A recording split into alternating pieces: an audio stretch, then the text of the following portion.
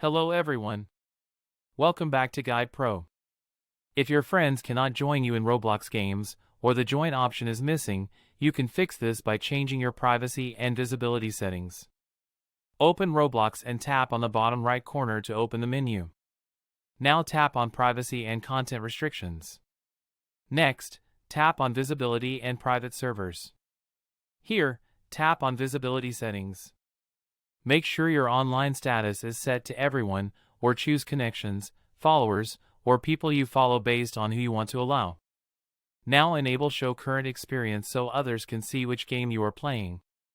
After that, scroll down and toggle on Share Activity Updates if you want your friends to receive updates when you join a game.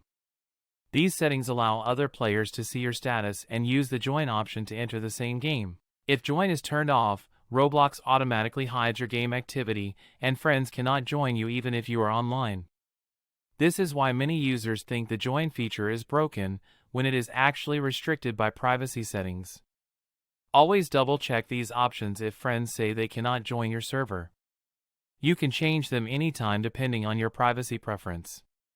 Like the video if it helped. Subscribe to Guide Pro for more Roblox fixes and tips.